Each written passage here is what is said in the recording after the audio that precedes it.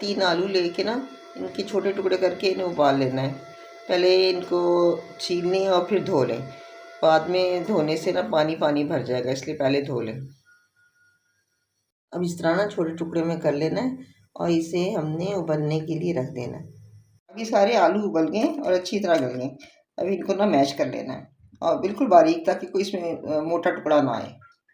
आलू मैश कर लेना है। अब इसमें डालेंगे मसाले, लेकिन इसका ठंडा होने का इंतज़ार करना है, क्योंकि गरम गरम जब अच्छी तरह मैश हो जाता है तो पहले मैंने इसे गरम गरम ही मैश कर लिया। ये इतना मैंने मसल दिया, बिल्कुल क्रीम की तरह बन गया और ये फुल क्रीम चीज़ है।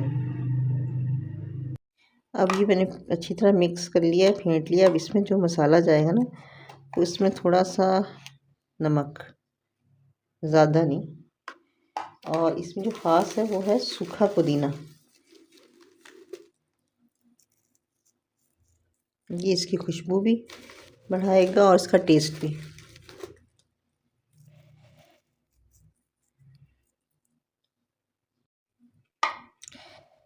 और ये सुरख मिर्च।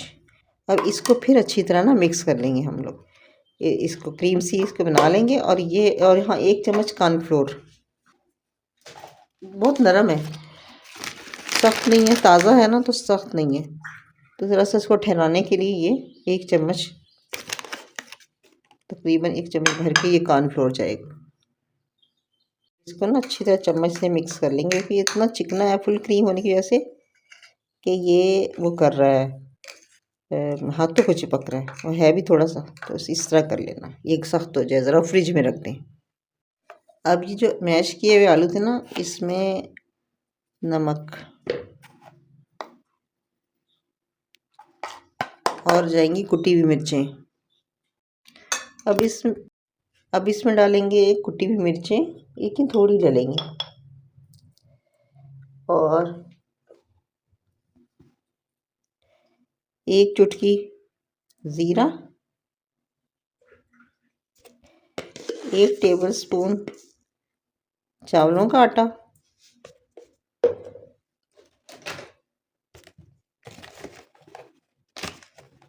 और ये कॉर्नफ्लोर 2 टेबलस्पून,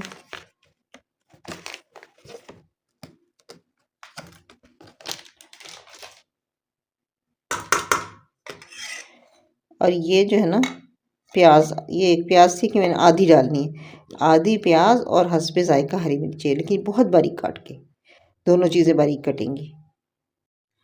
अब ये देखें इतनी बारीक, ज़्यादा मोटी करेंगे ना तो ये हमारा कबाब फट जाएंगे।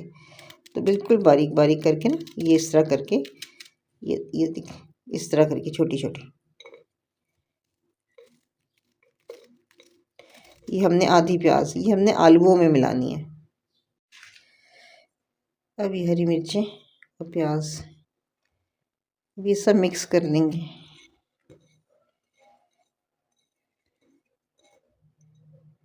अच्छा, अब ये ना कबाब मैंने इस तरह तैयार कर लिए बना के। ये देखिए कटोरियाँ सी बनाई हैं।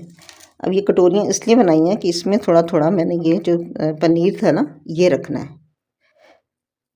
ये बस थोड़ा थोड़ा पनीर इसके अंदर रख के, और इसको मैंने बंद कर देना है। और इसके बाद इसको थोड़ा सा कॉर्नफ्लोर लगा के, और फिर मैंने इसको तलना है, कबाब बनाना है।